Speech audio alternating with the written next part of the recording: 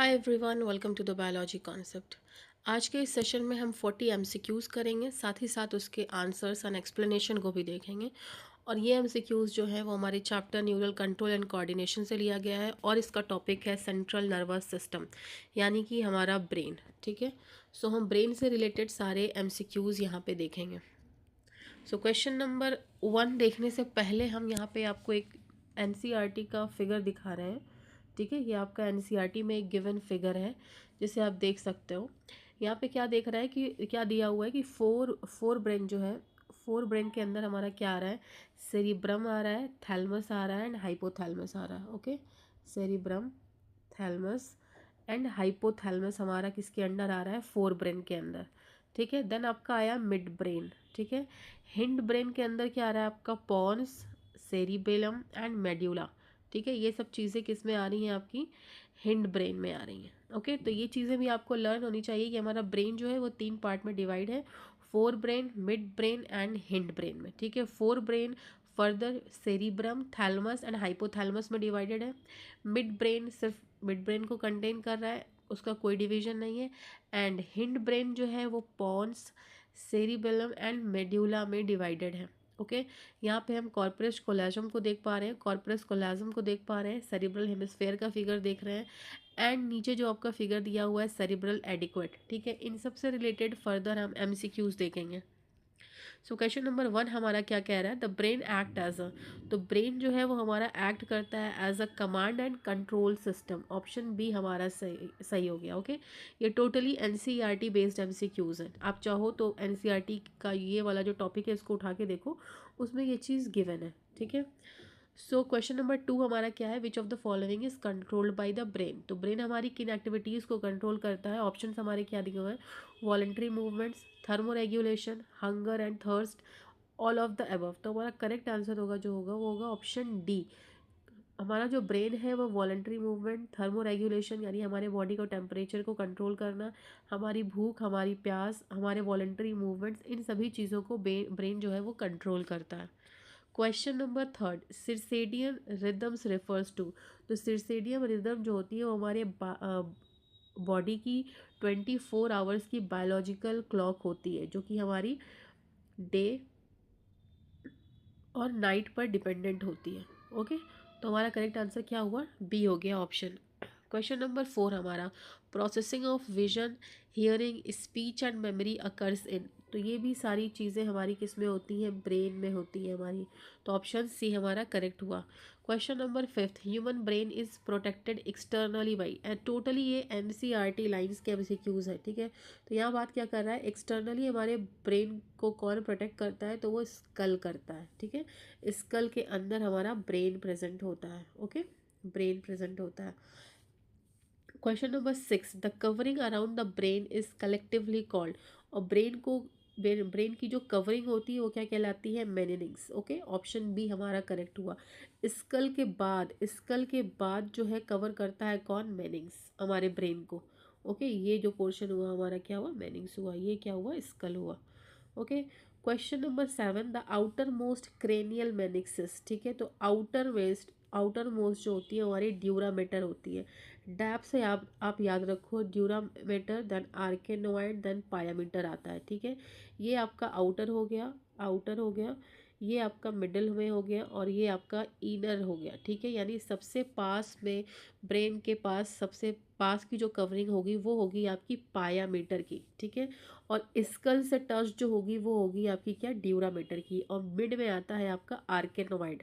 ठीक है, तो हमारी आउटर मोस्ट क्रेनियल जो मेनिक्स है वो है क्या, हमारी ड्यूरामेटर।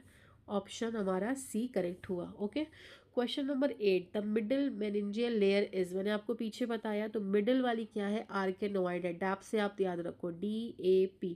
ड्यूरामेटर आउटर मोस्ट हो गई, आर्केनोइड मिडिल वाली हो गई एंड पायामीटर आपकी सबसे लास्ट वाली हो गई, इनर वाली हो गई। ठीक है, इनर टू द ब्रेन हो गई।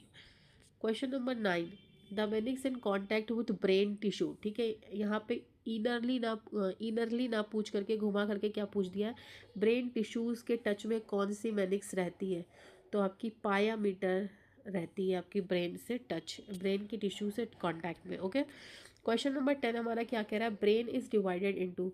तो ब्रेन हमारा मेजरली 3 पार्ट्स में डिवाइडेड होता है, फोर ब्रेन, ठीक है, स्टार्टिंग में मैंने बताया आपको, mid brain and hind brain. Okay, question number 11, fore brain includes. तो फोर ब्रेन हमारा इंक्लूड करता है सेरिब्रम को। ओके, यहाँ पे आप फिगर देख सकते हो क्या दिया था, फोर ब्रेन क्या कंटेन कर रहा था, सेरिब्रम, थैलमस एंड हाइपोथैलमस को फोर ब्रेन कंटेन कर रहा था। ओके,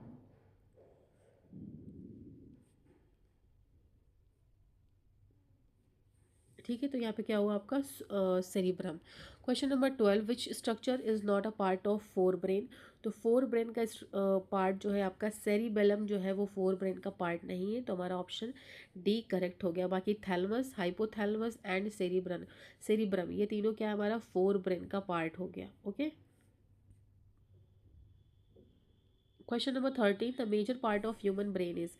ये बहुत इंपॉर्टेंट क्वेश्चन है। तो मेजरली जो हमारा ह्यूमन ब्रेन है वो मेजरली किसका पार्ट होता है, सेरिब्रम का पार्ट होता है। ठीक है, तो ऑप्शन सी हमारा करेक्ट हुआ।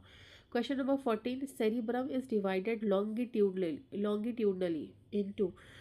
टू हेमिस्फेयर्स में ये डिवाइड होता है, सेरिब्रम जो है वो दो हेमिस्फेयर्स में डिवाइड होता है, तो ऑप्शन हमारा सी करेक्ट हो जाएगा। तो cerebrum is divided longitudinally into hemispheres. Okay, option C हमारा करेक्ट हुआ। क्वेश्चन नंबर 15 हमारा क्या कर रहा है, the two cerebral hemispheres are connected by. तो दो सेरिब्रल हेमिस्फेयर हमारे कनेक्ट होते हैं by corpus callosum, option B हमारा करेक्ट हुआ। हमने फिगर में भी देखा कॉर्पस कोलेजम कहाँ प्रेजेंट था। Okay, question number 16, cerebral cortex is made up of. तो सेरिब्रल जो कॉर्टेक्स होता है वो बना होता है ग्रे मैटर का। ठीक है, ग्रे मैटर को ग्रे नाम इसलिए दिया गया है क्योंकि इनके अंदर ज़्यादा न्यूरॉन की सेल बॉडी प्रेजेंट होती है। क्या प्रेजेंट होती है, cell body of the neuron present होते हैं। ठीक है, सेल बॉडी, ये वाला पोर्शन जो था ना हमारा न्यूरॉन का, ये क्या है, सेल बॉडी है हमारा।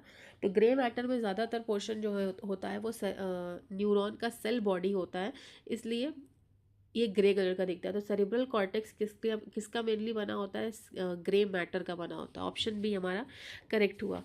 क्वेश्चन नंबर 17 हमारा क्या कह रहा है, grey matter appears grey due to. ठीक है, ये मैंने पीछे ही आपको बताया है जस्ट।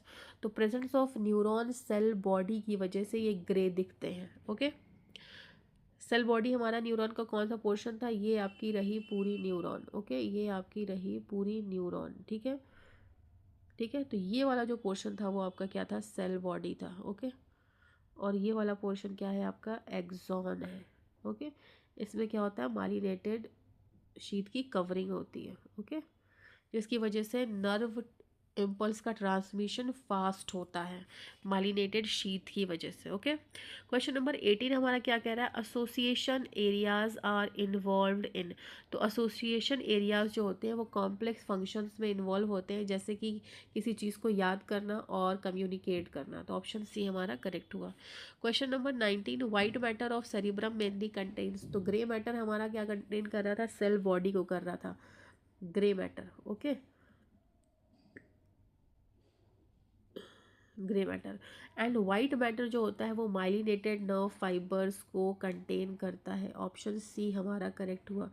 माइलिनेटेड नर्व फाइबर्स यानी एक्सॉन वाला पार्ट, ठीक है, with myelin sheath. Okay, question number 20, thalamus act mainly as. तो थैलेमस जो है वो as a coordinating centre work करता है for sensory and motor signalling. ठीक है, याद रख लीजिए थैलेमस किस तरह के, इसका वर्क क्या है, कोऑर्डिनेटिंग सेंटर की तरह काम करना for sensory and motor signalling. ठीक है, क्वेश्चन नंबर 21, हाइपोथैलेमस कहाँ लोकेटेड होता है।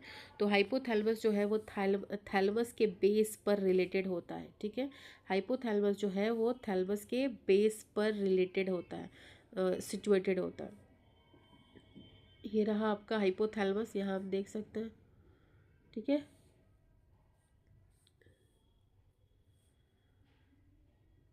तो hypothalamus is located at the base of the thalamus. Okay, तो ऑप्शन बी हमारा करेक्ट हुआ।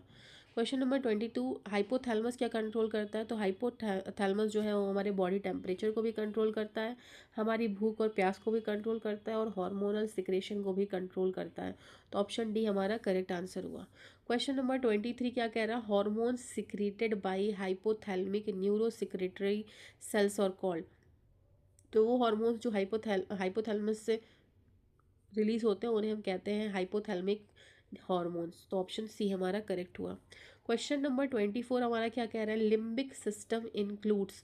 तो लिम्बिक सिस्टम जो होता है वो हमारा इंक्लूड करता है एमाइगडाला एंड हिप्पोकैम्पस को।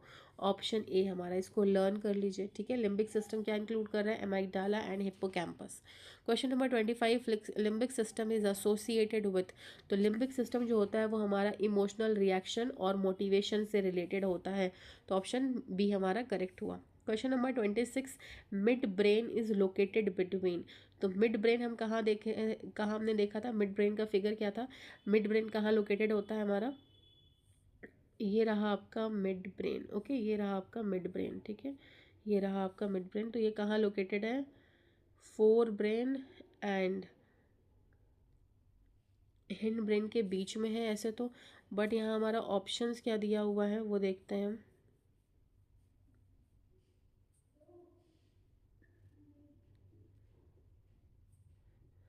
थैलमस एंड थैलमस या हाइपोथैलमस और पॉन्स के बीच में हमारा मिड ब्रेन लोकेटेड होता है, ओके। तो ऑप्शन सी हमारा ये करेक्ट हुआ। Question number 27, the canal passing through mid brain is. वो कैनाल जो मिड ब्रेन के थ्रू पास होता है उसे हम कहते हैं cerebral aqueduct, okay. Option B हमारा करेक्ट हुआ। Question number 28, corpora quadrigemina are present in. तो कॉर्पोरा क्वाड्रीजेमिना जो है वो प्रेजेंट होता है हमारा मिड ब्रेन के अंदर। ऑप्शन बी हमारा करेक्ट हुआ। Question number 29, hind brain consist of. देखिए बताया था मैंने आपको स्टार्टिंग में fore brain, mid brain and hind brain के बारे में। तो हिंड ब्रेन जो है वो कंटेन करता है pons, cerebellum and medulla, okay. PCM से याद कर लो, फिजिक्स केमिस्ट्री मैथ्स से याद कर लो, हिंड ब्रेन जो होता है वो ये चीज़ें कंटेन करता है, ठीक है। P for physics chemistry bio maths से याद रखो, तो फिजिक्स क्या है आपका बॉन्स है, सेरिबेलम आपका केमिस्ट्री क्या है, सेरिबेलम है, एंड मेड्यूला जो है वो आपका मैथ्स है, ओके। तो इस तरह से आप इसे याद कर सकते हैं। Question number 30, pons mainly contain. तो पॉन्स मेनली कंटेन करता है क्या, fibre tracts interconnecting brain regions, ठीक है। तो पॉन्स में मेनली क्या प्रेजेंट होता है, फाइबर ट्रैक्ट्स प्रेजेंट होता है, ठीक है, फाइबर ट्रैक्ट्स। तो ऑप्शन बी हमारा ये करेक्ट हुआ। Question number 31, cerebellum has highly convoluted surface to. तो सेरिबेलम के पास हाईली कॉन्वुलेटेड सरफेस होता है इसलिए ताकि ये न्यूरॉन्स को ज़्यादा स्पेस प्रोवाइड कर सके, ठीक है। ऑप्शन सी हमारा करेक्ट हुआ। Question number 32, medulla oblongata is connected to. तो मेड्यूला ऑब्लिगेंडा जो होता है वो स्पाइनल कॉर्ड से कनेक्ट होता है। ऑप्शन सी हमारा करेक्ट हुआ। Question number 33, medulla controls. तो मेड्यूला हमारा gastric secretion, cardiovascular flexes, cardiovascular reflexes and respiration, इन तीनों चीज़ों को कंट्रोल करता है, ठीक है। क्वेश्चंस इस पे आ चुके हैं। तो सेरिबेलम क्या कंट्रोल करता है, सेरिब्रम क्या कंट्रोल करता है, मेडुला ऑब्लिगेंडा क्या कंट्रोल करता है, different part of the brain क्या चीज़ें कंट्रोल करती हैं, बहुत इंपॉर्टेंट है, हर बार इससे क्वेश्चन आते हैं, तो इसको बिल्कुल रट करके जाइएगा। तो ऑप्शन डी हमारा करेक्ट हुआ कि ये मेडुला ऑब्लिगेंडा जो है वो इन तीनों चीज़ों को, gastric secretion, cardiovascular reflexes and respiration, इन तीनों चीज़ों को ये कंट्रोल करता है।